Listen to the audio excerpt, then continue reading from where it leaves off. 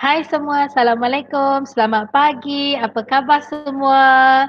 Okey, terima kasih sebab join cikgu punya GM pada hari ini.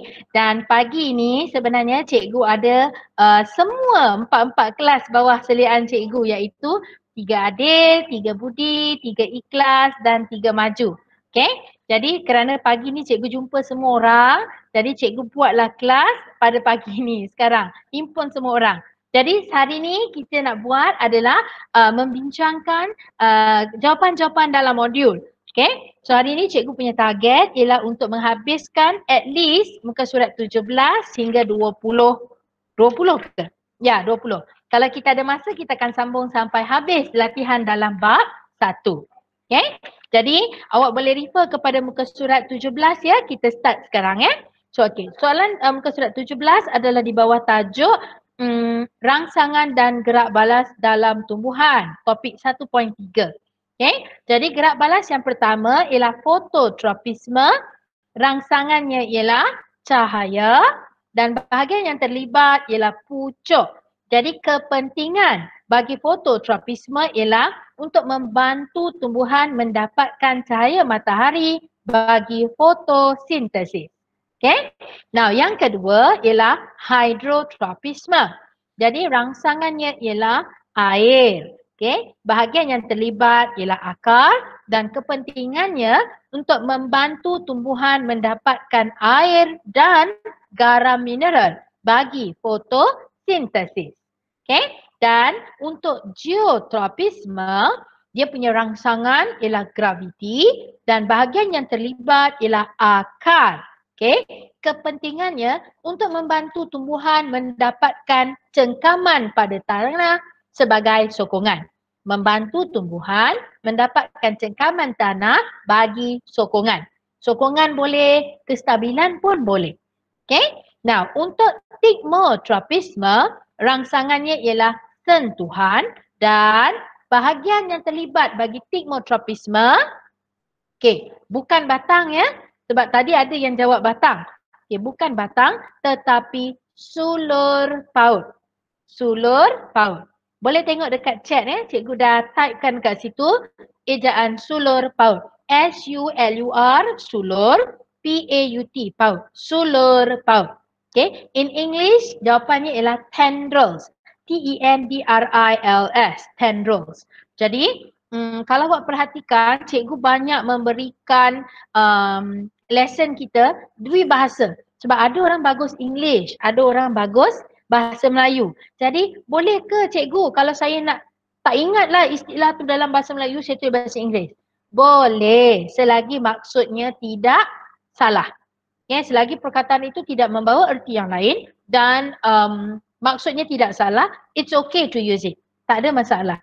Okay, jadi apakah kepentingan stigmotropisme? Untuk mendapatkan sokongan. Betul ya? Untuk mendapatkan sokongan. Okey, gerak balas nastik. Rangsangannya ialah sentuhan dan bahagian yang bergerak balas terhadap nastik adalah daun. Okey, so apakah kepentingan pergerakan nastik? Kepentingannya adalah untuk mempertahankan diri daripada pemangsa ataupun untuk perlindungan daripada musuh.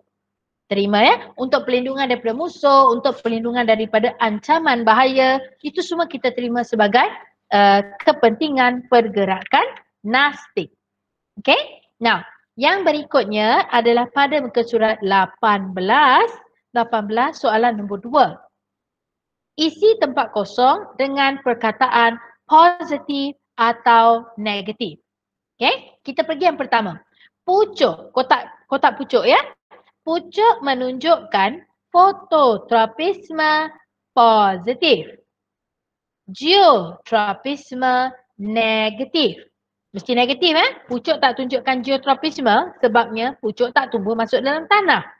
Pokok tumbuh naik ke atas. Okay. Dan untuk C, hidrotropisme negatif. Okay. Now, yang berikutnya ialah akar. Akar. Akar menunjukkan A, fototropisme negatif Geotropisme positif, hydrotropisme positif. Okay, dapat ya? Alright. Kita buat teruskan untuk soalan nombor 3.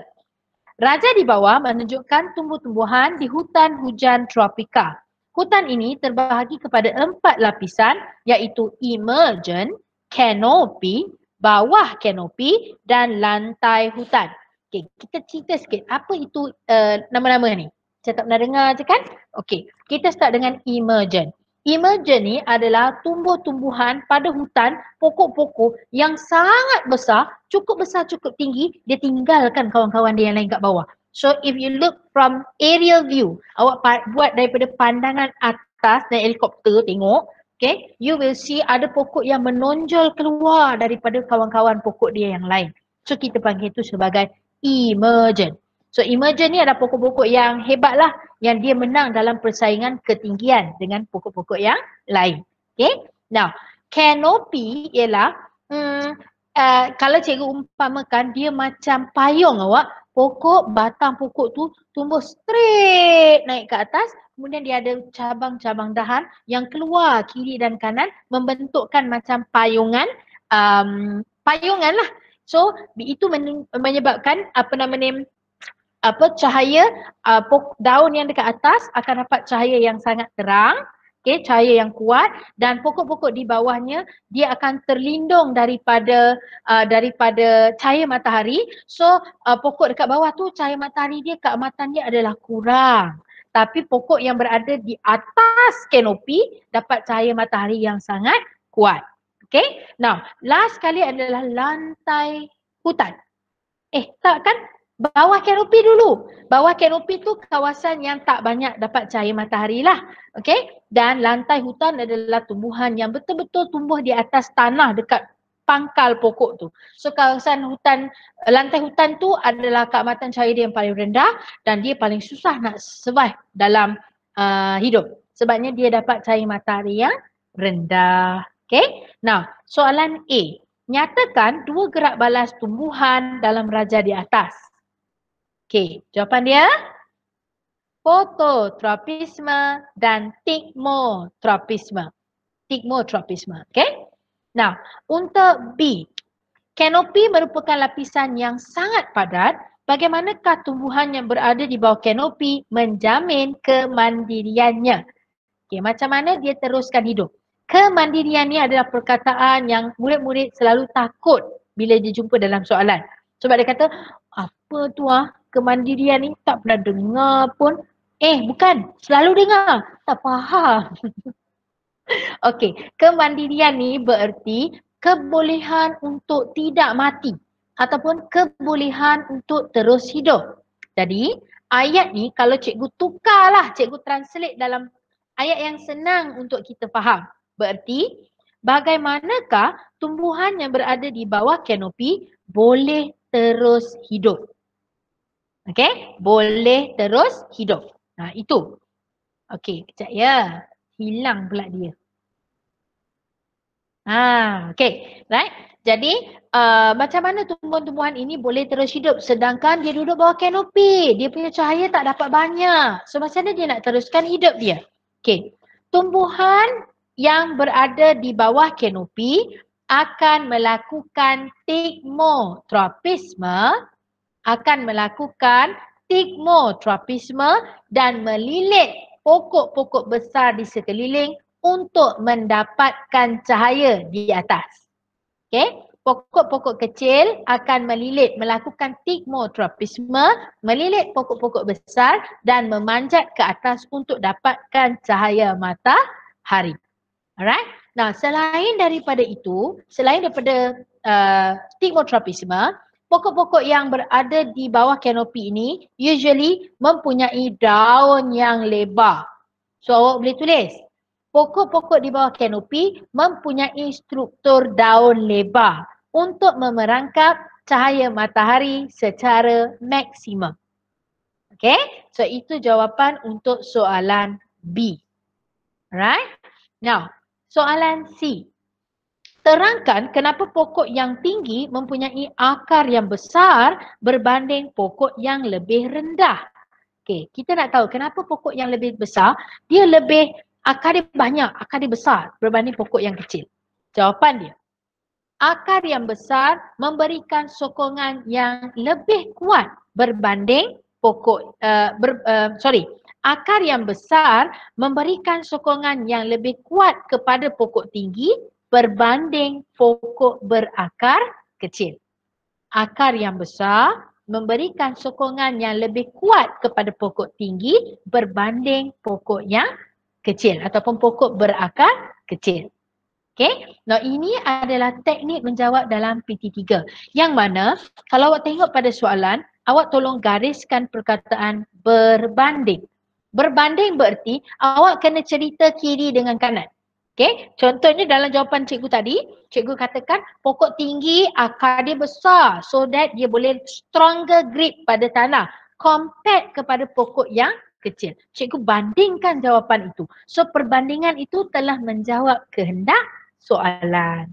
Okay, so cikgu repeat balik bahagian tu sebabnya tadi macam ada beberapa orang yang a bit lost, tak boleh ikut perbincangan tu. Alright. Sekarang kita sambung pula kepada soalan nombor habis muka surat 18. Sekarang anak? Habis kan?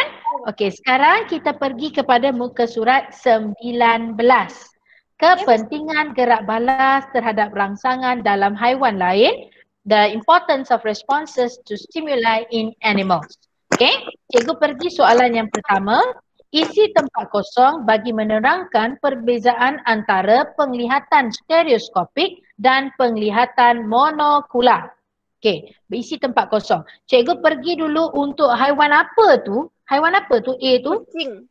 Kucing. Okey. Kucing mempunyai penglihatan Stereoskopik. stereoskopik. Dan nombor 2, terletak matanya, kedudukan mata kucing terletak di hadapan kepala. Medan penglihatan kucing Stereoskopik dan monokular. bukan. Medan penglihatannya macam mana? Banyak dan bertindih.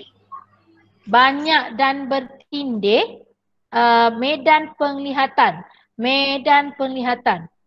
Okey, jawapannya medan penglihatan ialah sempit. S-E-M-P-I-T. Sempit dan bertindih. Sempit dan bertindih. Okay, sempit tu maksudnya very narrow. Dia tidak dapat, medan penglihatan dia tak dapat tengok seluas-luasnya. Dia ada limited area yang boleh dilihat oleh mata stereoskopik. Okay, bagi kucing, kelebihan stereoskopik ialah boleh mempunyai medan penglihatan yang bertindih banyak. Bukan, itu bukan kelebihan, itu sifat medan medan penglihatan. Anyone else? Memburu haiwan. Memburu haiwan itu kepentingan.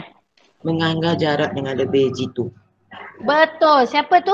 Darwish Okey. So jawapannya betul ya. Boleh menganggar jarak dengan tepat. Boleh menganggar jarak dengan jitu. Can estimate the distance of objects accurately. Okay. Now, untuk kepentingan stereoskopik 5. Membantu memburu mangsa. Memburu mangsa, betul. Membantu memburu mangsa. Okay. Now, kita pergi kepada haiwan kuda. Jenis penglihatannya monokular. Monokular, betul. Kedudukan mata bagi kuda sisi. Terletak di sisi kepala. Medan penglihatannya luas dan tidak bertindih. Very good. Luas dan tidak bertindih. Kelebihan penglihatan monokular, mengesan musuh dari mana-mana arah. Boleh mengesan musuh dari mana-mana arah. Boleh mengesan musuh, boleh mengesan pemangsa dari pelbagai arah. Okey, kepentingan monokular. Lari dari berbangsa.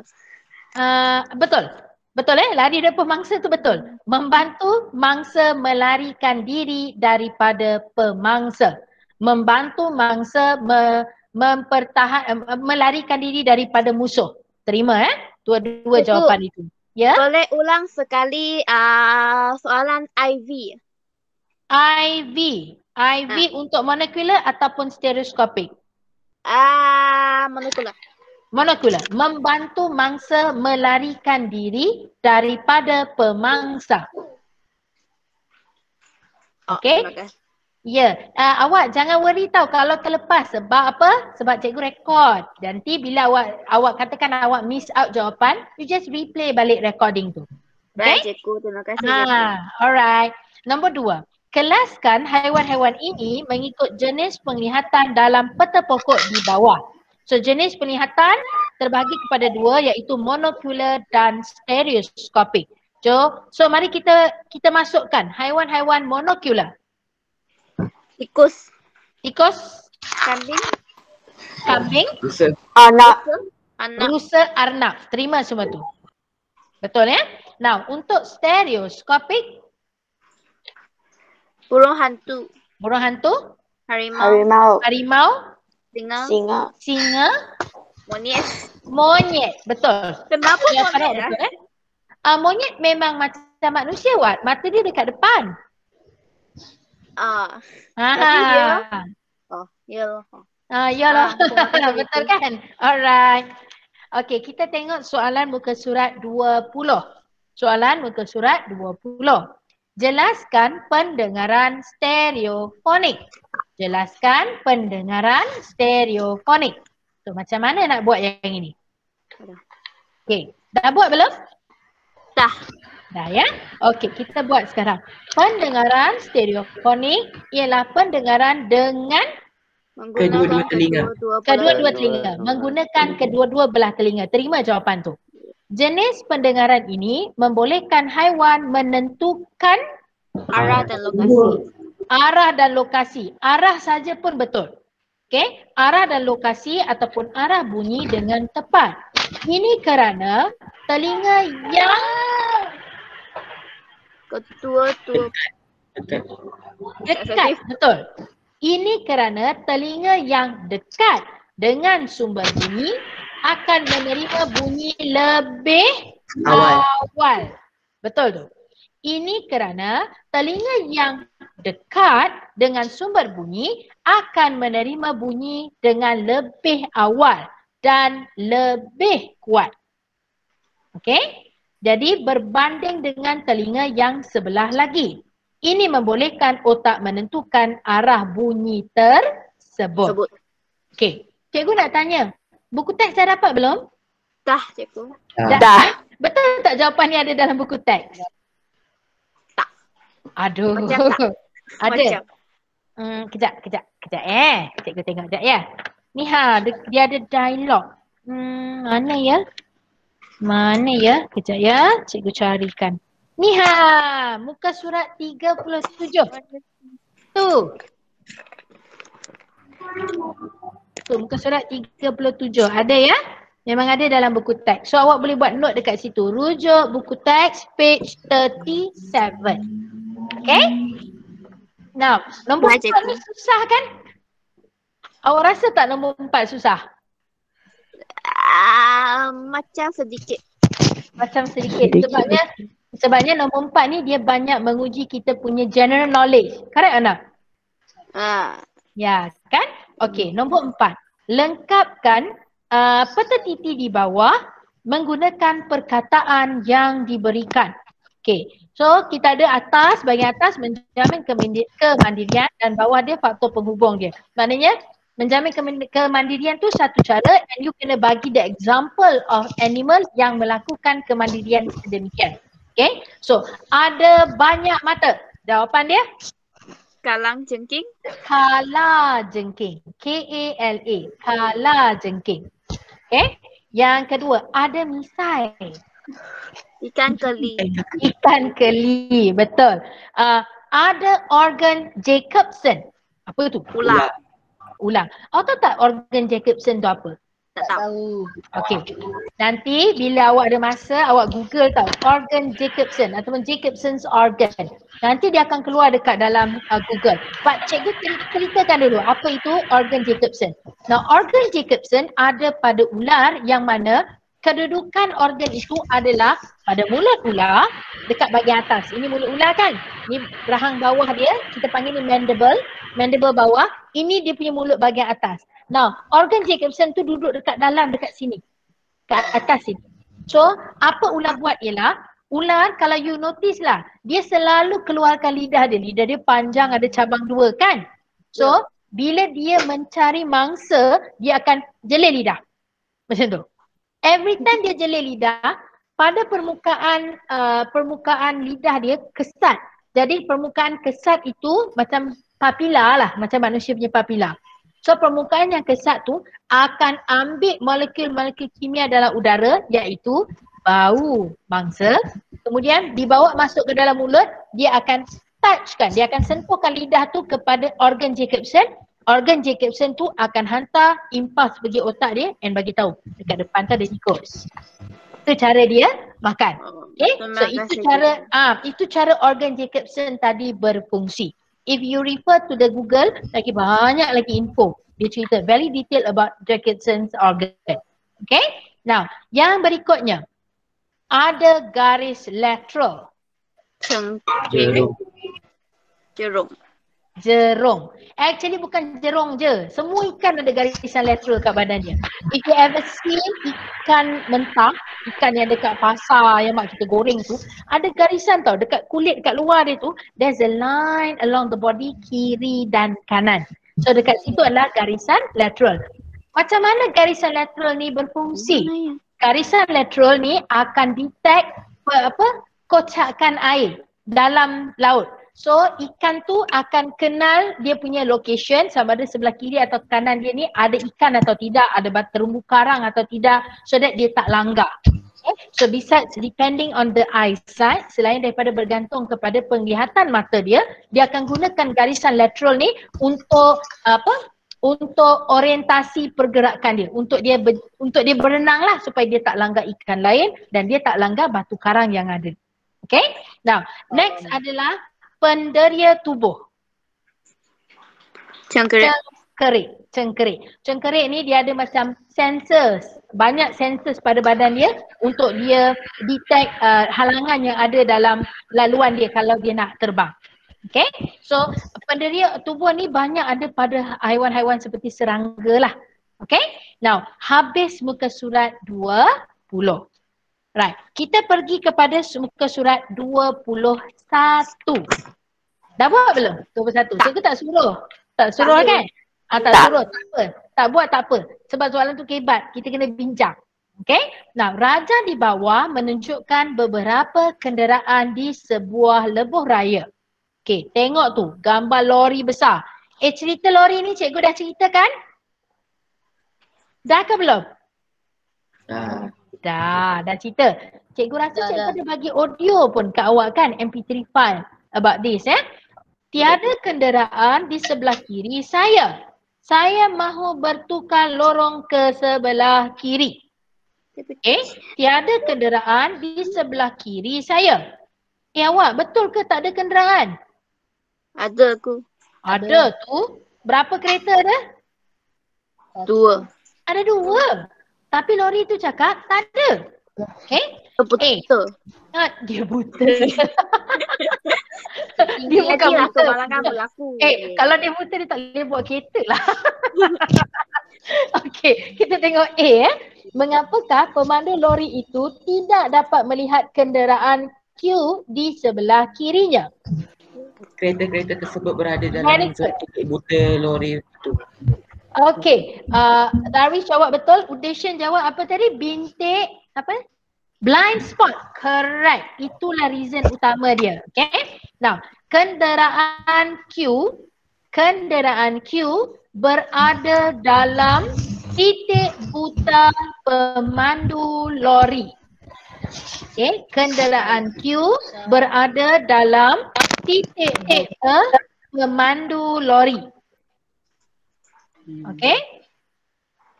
Okay. Alright. Jadi awak sambung, tambah sikit ya. Fotoreseptor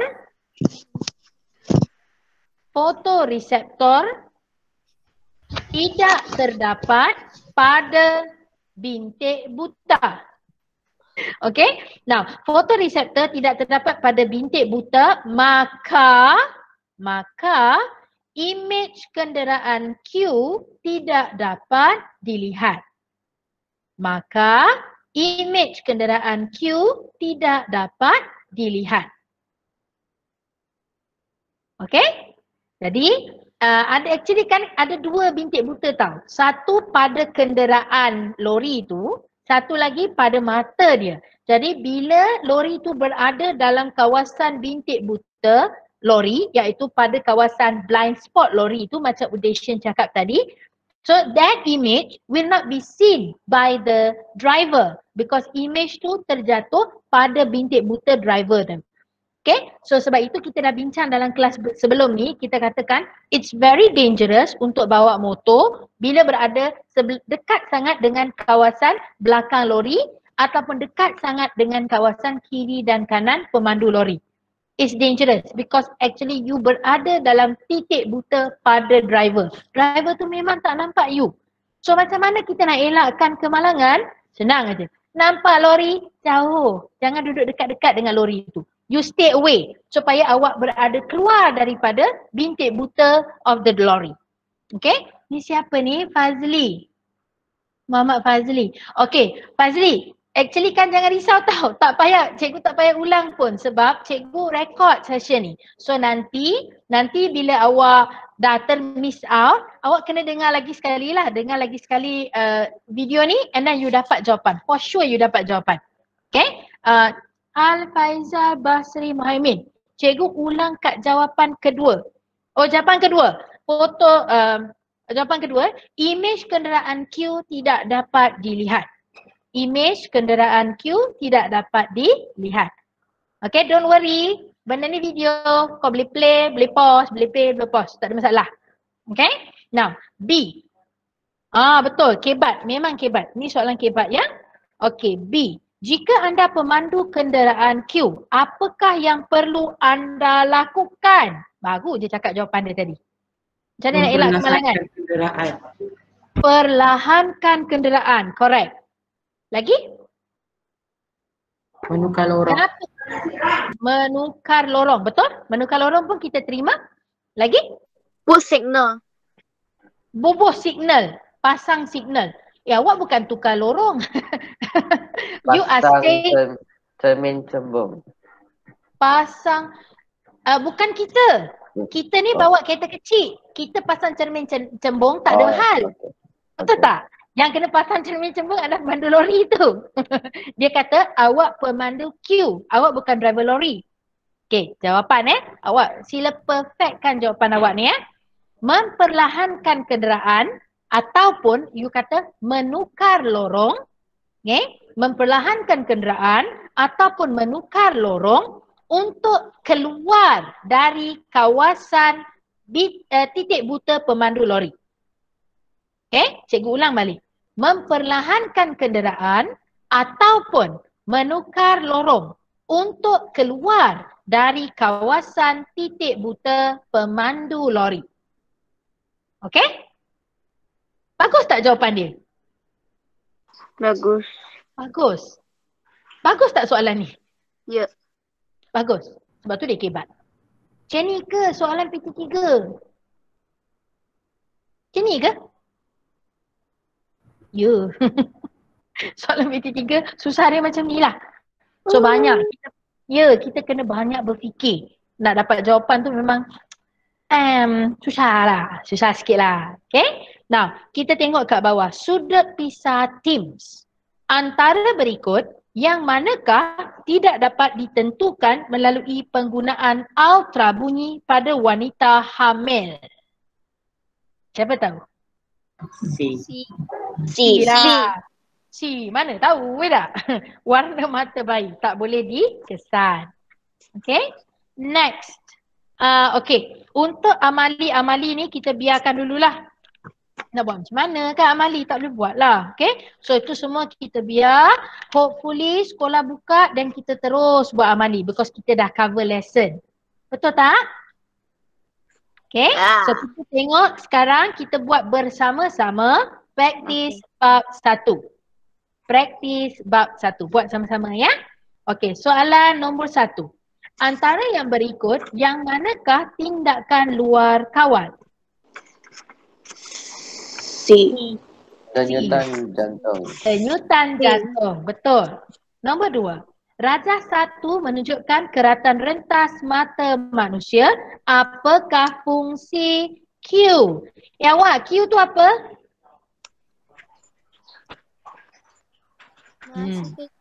Retina. Retina. Tulis kat tepi Q tu retina. Retina ya. Okay, apakah fungsi Q? D. No. C. No. B. B.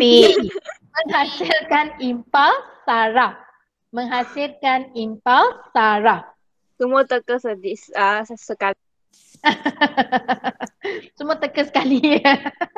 Okey, nombor 3. Antara yang berikut, yang manakah betul tentang penglihatan stereoskopik?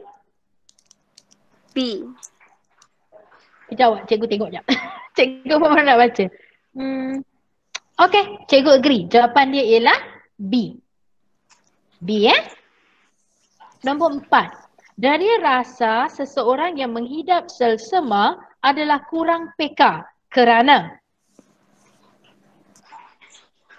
C. C. Donkey. C. Jawapan dia C. Bulu hidung. Bulu hidung tak ada kena-mengena dengan cerita ni. Okey, dia awak pula batch pertama yang tak ada tanya cikgu satu soalan. Selalunya kalau cikgu ajar kan, murid akan tanya, cikgu, kenapa kita ada bulu hidung cikgu? Okey, bulu hidung adalah kita punya mekanisme lapisan pertama mempertahankan diri daripada kemasukan bakteria dalam badan. Bakteria, virus, sebelum dia terlepas masuk ke dalam badan kita melalui udara, ditapis oleh bulu hidung. So sebab itu, from time to time, you kena servis hidung you kena keluarkan dia punya tahi hidung. Okay, tahi hidung yang banyak menunjukkan awak berada dalam kawasan yang sangat kotor udara dia. Itu is a biological signal pada badan kita yang you are living in a very unhealthy air. Okay, alright. So itu adalah jawapan nombor 4. 4 ialah C. Okay, nombor 5. Suluh paut pada pokok timun melilit pada sebatang kayu di sebelahnya. Apakah jenis tindak balas yang ditunjukkan oleh pokok timun? C. Senang kan? Stigmotropisme. Okay. Nombor 6. Beberapa anak benih diletakkan di dalam kotak yang hanya mempunyai satu lubang di bahagian tepinya seperti dalam rajah 2. Tengok gambar. Okey, kotak ada lubang sebelah kanan. Okey. Antara yang berikut, yang manakah menerangkan keadaan anak benih selepas beberapa hari? B. B. Boy. The pucuk anak benih tumbuh ke arah cahaya. The shoot of the seedling grow tu. The shoot of the seedling grow towards the direction of sunlight. Okay, terima untuk B. Okay, soalan 1A, struktur. Rajah 1.1 menunjukkan struktur kulit manusia.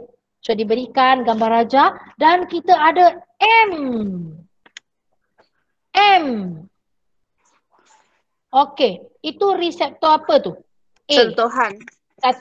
Apakah rangsangan yang dikesan oleh reseptor M? Kanan. Jawapan dia ialah tekanan.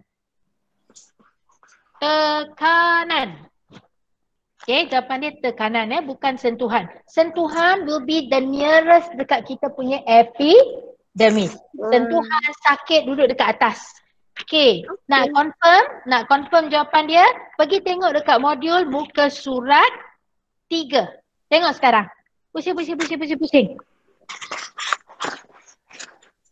Yep.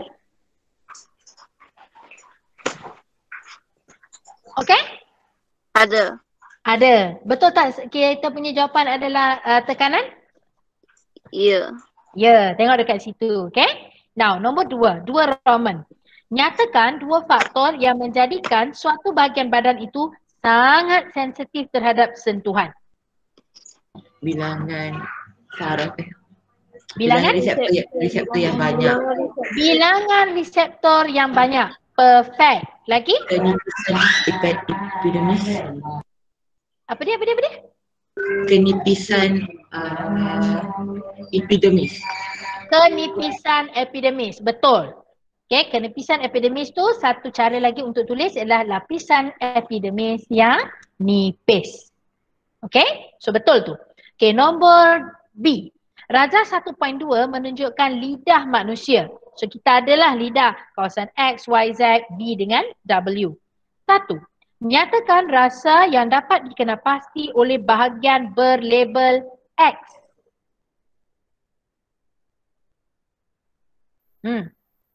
X. Pahit. Pahit. Betul pahit. Bitter. Okay, Y. Umami. Umami. Okay. So, 2 Roman. Berikut merupakan bahan-bahan yang digunakan untuk menyediakan segelas jus apple. Kita ada sebiji apple hijau dan 2 sudu besar madu. Berdasarkan rajah 1.2, tandakan tik bahagian lidah yang mengesan rasa jus apple itu. Apple hijau bubuh dengan honey.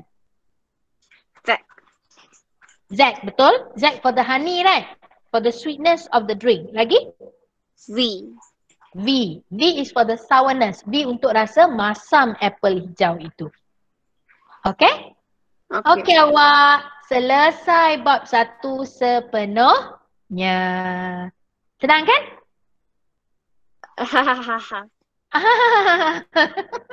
That is a very cynical laugh awak.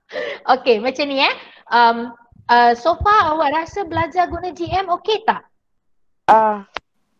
Boleh. Boleh kan? Itu handphone perlu banyak teknologi. Ya, betul. Banyak canggih. Handphone cukup canggih pakai, tak dapat. kalau tak cukup canggih you cannot play kan the things yang cikgu bagi, right? Okay. So saya nak tanya, mana lebih mudah? Pakai handphone ke pakai laptop? Laptop. Handphone.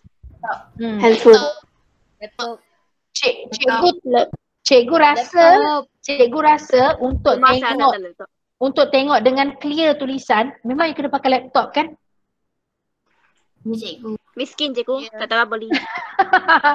Bukan miskin, belum berupaya untuk sediakan laptop. So sebab itu kan hari tu ingat tak cikgu ada tunjukkan slide tentang jawapan modul, ingat tak? Ada. Ada kan? Lepas tu awak, lepas habis session tu, cikgu pakai handphone cikgu. Kan cikgu upload dalam YouTube kan? Lepas tu cikgu pakai handphone. Ya Allah, tak aku nampak apa pun. Tak boleh nampak sebab it's too small. Jadi, lepas cikgu tengok tu, cikgu tu, Allah mak, tak boleh lah. Tak boleh tunjuk lah jawapan modul because you tak nampak. Jadi, my way, cikgu rasa lebih baik kita buat macam ni. Cikgu discuss macam ni. Bila cikgu discuss macam ni, awak dengar suara. Because cikgu dapati, GM ni, paling tak ada masalah ialah suara kan? Suara memang jelas betul. Betul tak? Ya, cikgu. Gambar yang dia ada macam problem sikit kalau ada slide show ke is kind of hard to see especially through the handphone.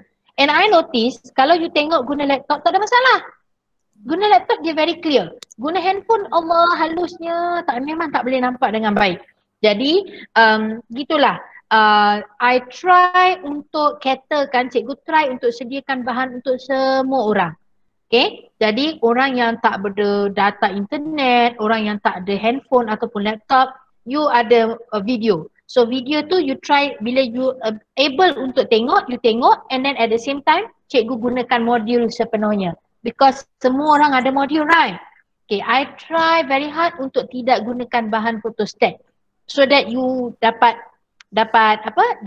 belajar dengan senang. I know printing out things is very hard to do, right? Because tak semua rumah ada printer. I understand that. So macam inilah ya, kita apa namanya apa?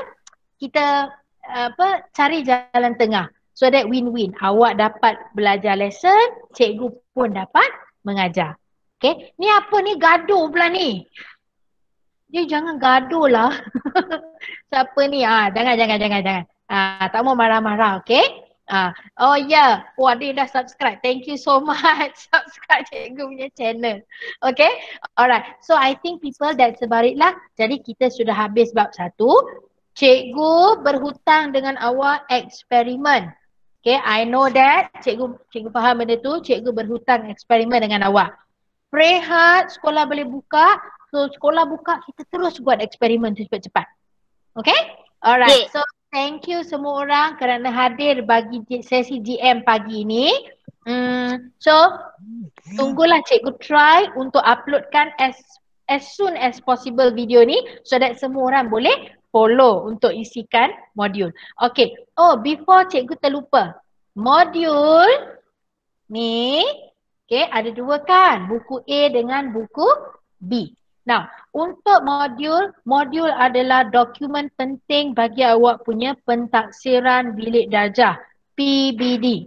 Jadi, modul kena buat. Modul mesti buat. Modul mesti lengkap. Antara perkara pertama yang cikgu akan buat bila sekolah dibuka, cikgu akan collect awak punya modul. I will check and mark each and everything inside the module. Kalau modul awak lengkap, cikgu akan chop situ disemak. Kalau modul awak tak lengkap, even satu perkataan pada page tu awak miss out tak buat, apatah lagi kalau tak buat satu page. Cikgu chop merah ya. So, chop merah itu cikgu akan affect awak punya markah PBD. So everyone start dengan PBD markah paling tinggi. Okay? So kalau you tak siap, cikgu memang tak boleh nak accept any reason lah. Sebab you got all the time in the world untuk siapkan modul tu sebenarnya. Okay? So please take seriously your module. Jaga modul baik-baik. Jangan bagi modul awak hilang. Dan lengkapkan latihan-latihan semua. Okay? Alright, that's all for today. Thank you so much for your attendance. Ramai hari ni, 39 orang. Alhamdulillah, I'm very happy. Okay, jangan lupa isi borang kehadiran. Okay, terima kasih cikgu. Alright, thank you so Terima much kasih cikgu. for attendance hari ni ya. Thank you so much. Awak boleh leave meet sekarang. Thank you, bye. Terima kasih cikgu. Bye. Bye.